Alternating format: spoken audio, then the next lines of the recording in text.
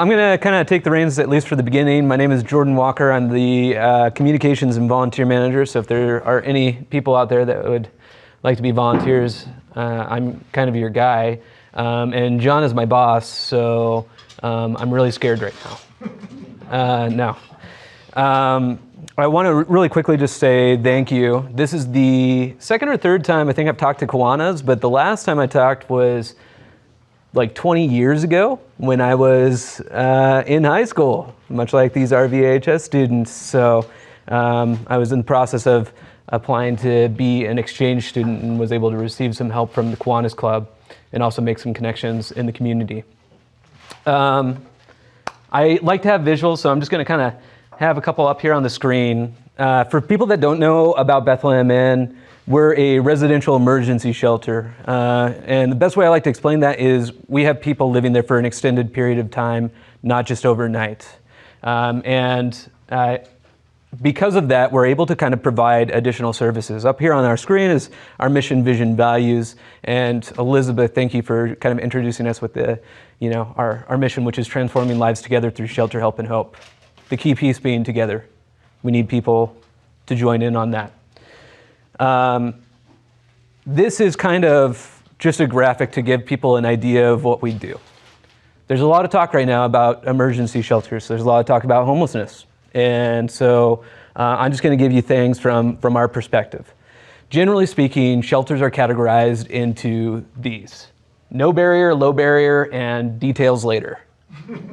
Now, this last one says high barrier.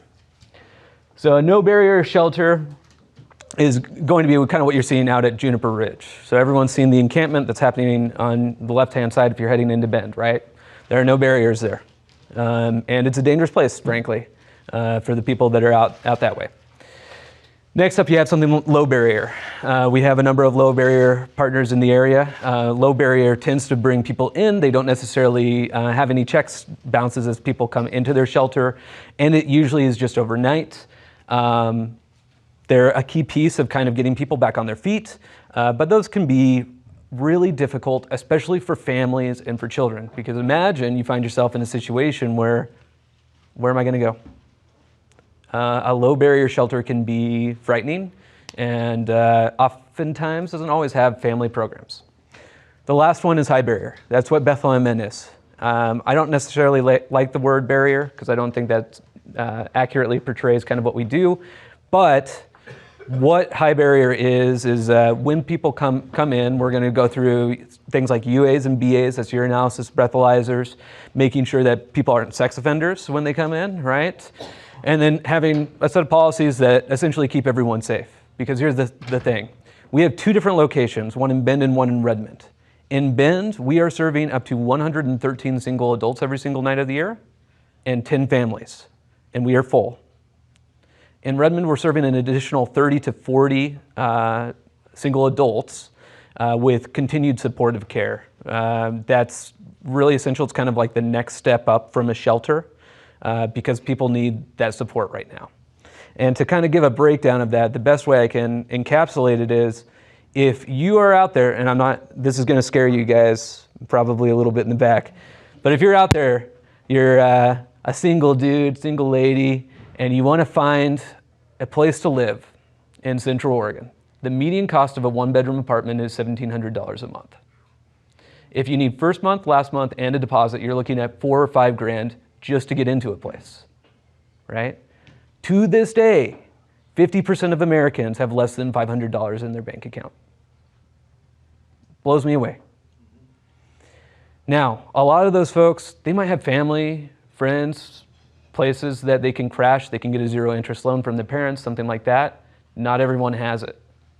A lot of folks have burned bridges or their family members already, their safety net's overloaded. They can't take anymore. So that's where a shelter like Bethlehem Inn can step in. It provides dignified, compassionate care for people and active case management, which is a key piece up here. Active navigation. Because frankly, getting through everything that you need to do to find stability is really tough alone, especially if you've never had to do it before.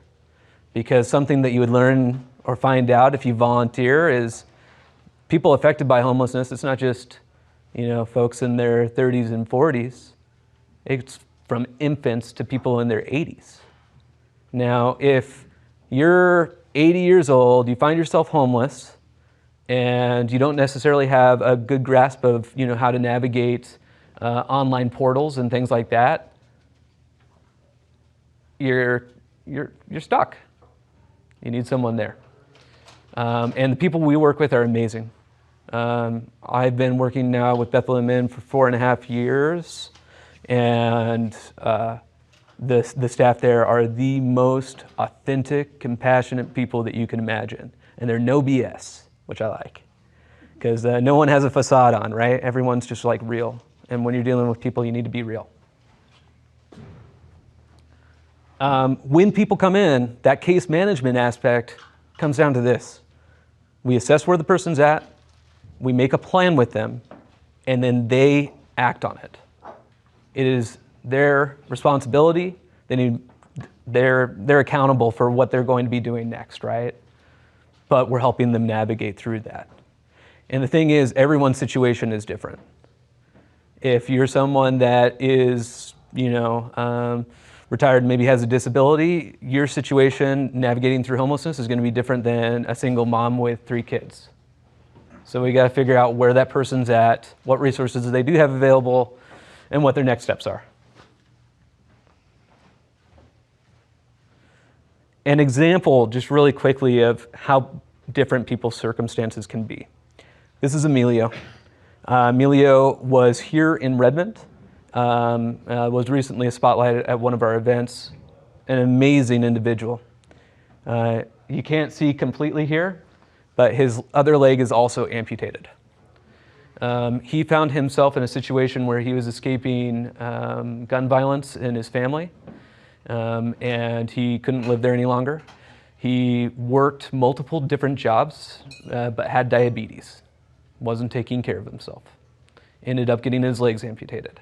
Couldn't work anymore. And the process for getting support, disability, takes about a year, oftentimes longer than that. Well, where do you live for a year if you can't live with your family, friends, right, and you don't have any income? Well, he was able to stay with us. He now lives here in Redmond, just down near the hospital. He is one of the brightest and just like cheerful people that you can ever imagine, and he is looking to get into social services and give back. Incredible. But I know, too, we really want to focus on kids, because that's what you guys did. You helped me at one point, and we're, as an organization, doing this every day. This is Sadie. We're at the position now, we are the longest running shelter in Central Oregon. It's been 26 years. So we're beginning to see the effects that we had on kids all those years ago. And Sadie came back to us about 2 years ago now, and she was profoundly impacted by her time at Bethlehem Inn. She came with her family when she was right around 8, 9 years old. And so the exact memories, concrete memories, aren't fully fleshed out, but what she remembers is that her family, she comes from generational poverty. Her parents were dealing with mental illness and trying to self-medicate, and they found themselves without any housing, not her choice, right? She's just with her parents. And it was cold outside. She says she remembers it being deeply cold. And they came to the Bethlehem Inn.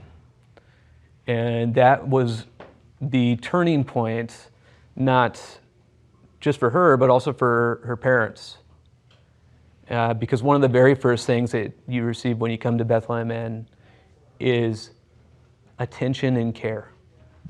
Because for many of the folks that are struggling with houselessness, homelessness, right, they don't have that. Their day-to-day, there is no compassion. There is no hope. There is no one that really cares. So they were able to receive that care and find stability. This is Sadie a couple of years ago, where she came with her husband and was able to just talk a little bit to some of our team that was actually there. Many of you may know of Gwen Weisling. She retired this year. Sad.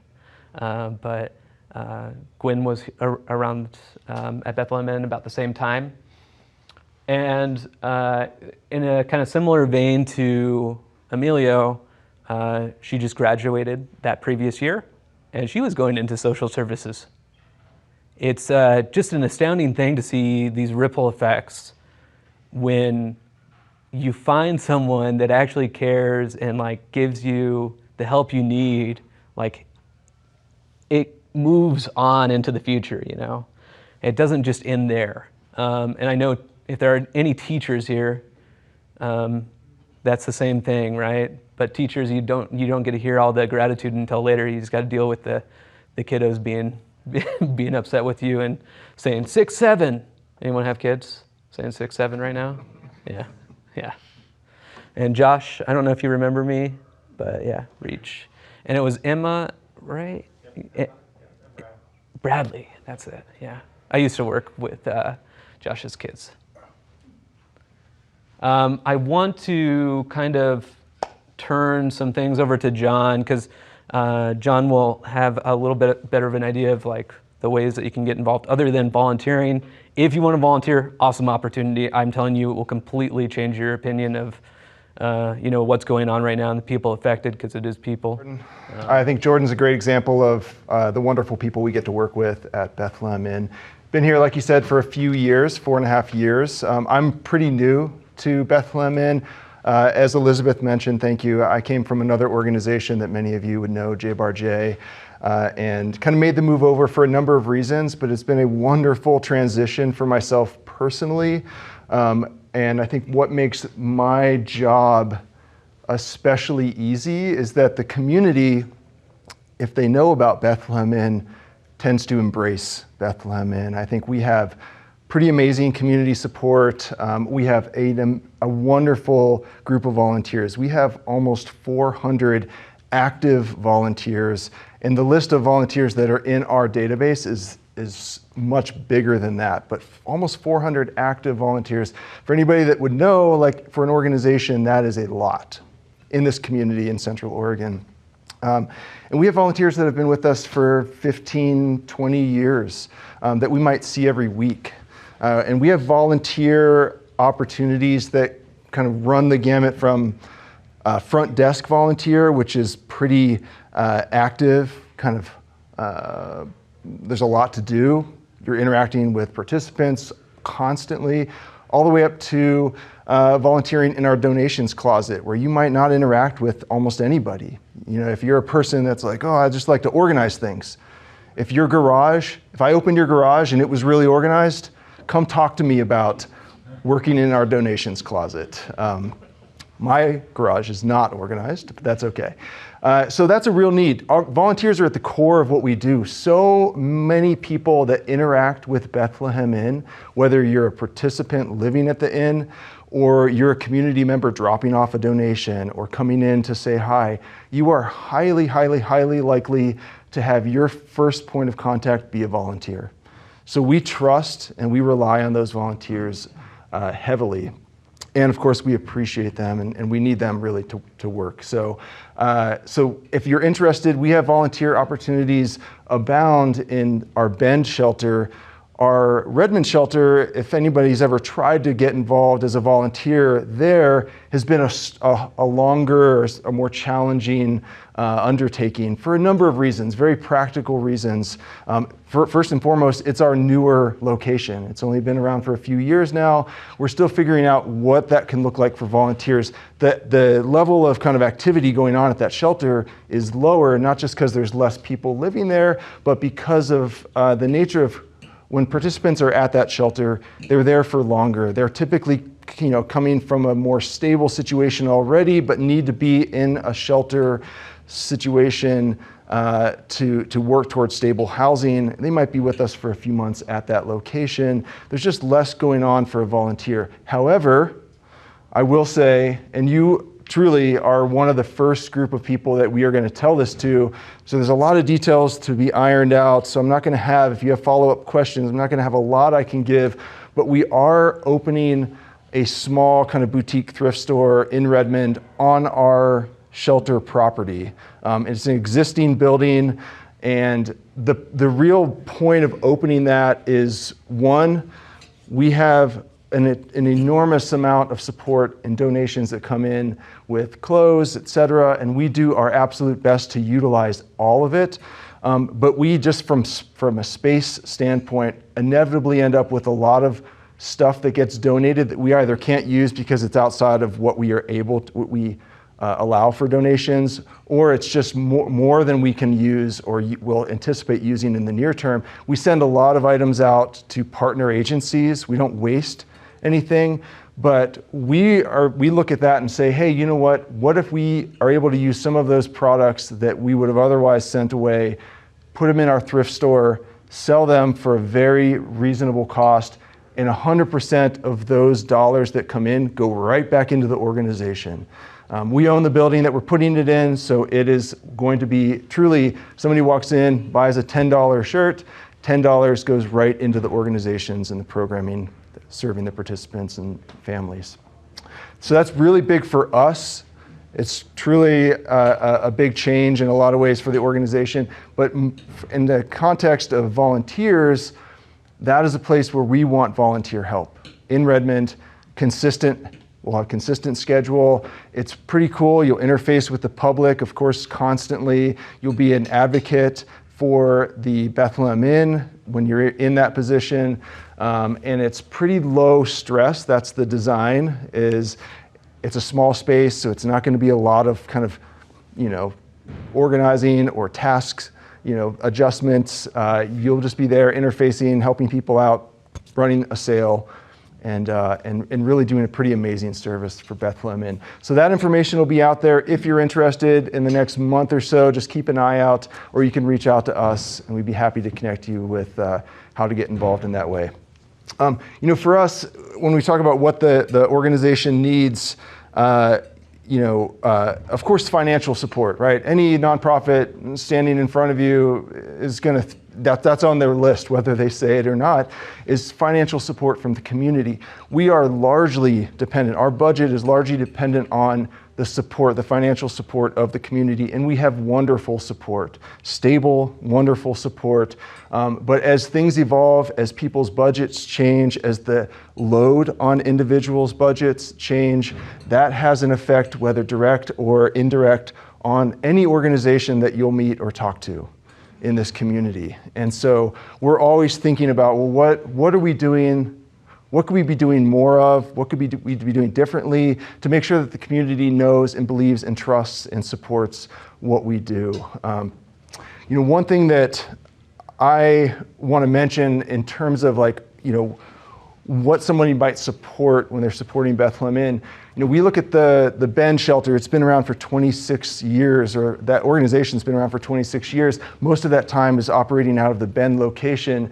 But we have this wonderful facility and shelter and resource in Redmond that we're still very excited about. We're putting the thrift store on site there. What the Redmond location does not have is a families program like our Ben shelter does. So, Jordan mentioned this, our Ben shelter and our Redmond shelter are almost always full. Depending on the time of year, our individual adults rooms and beds at our shelter, sometimes we may have a little less than full, but typically that's full. What is always full is our families units, always. So that's, in our mind, as an organization, that's what we look at and say, well, where can we serve better? How can we serve more and serve the need more effectively? And for us, it's looking at the families. What do we have for the families in need in this community? And I think we can do more. It's not as easy as just saying that, making it happen, right? There's a lot that has to be done. adjusted, created in order to serve more families. But the Redmond location is where we envision down the road, whether that's just down the road or a long ways down the road, is being able to serve families on that property, on site in Redmond. So when we talk about support from the community, that's part of what we want that support to be going towards, is that vision of serving more families within this community, because we, on the ground, see that as a very clear and tangible need. We are we always run food drives, and people drop off food donations to us all the time at the Redmond and the Bend location. The Kiwanis Club does wonderful work. I know that you donate a ton of food through the Redmond food program to, I think, the St. Vincent de Paul, right? The food pantry. That's amazing. I'm not asking for anything different except to know that we run a food drive every fall. If you have a business that you see traffic of any sort, like, yeah, you get a few people in a day or 1,000 people in a day, in and out, we have boxes that we would love to be able to leave at your business. It's pretty passive, stays there, has some information on it. People can leave food in there. And again, in no way would it ever intend to take away from what you're already doing to provide that food and those resources. Whether that food donation goes to Redmond Food Program or Project and the food pantry, whether it goes to Bethlehem Inn, it's all going towards the community, and so we're grateful for that. And then as far as kind of what's next for the organization, we're just going to keep doing what we do. Jordan's described kind of our mission, how we implement our mission with the people we serve and the community that we serve in. And in that sense, and in most senses, we are very stable and committed to that mission of transforming lives together through shelter, help, and hope. And our goal, as I've said, is to expand and grow however we need to serve whoever is in need. And we're open to questions. Questions and an open invite to come to Bethlehem Inn. Yes, thank you. Please, if anybody wants to ever tour, you can reach out to us. We'll schedule it. It's really important. If you've never been in the inn, whether it's the Redmond shelter or the Bend shelter or both, I would imagine for most people, myself included, the first time I set foot in there years ago, it's a really important reminder of what we are providing to the community members who need our help. It's safe, it's approachable, it's warm, and it's active.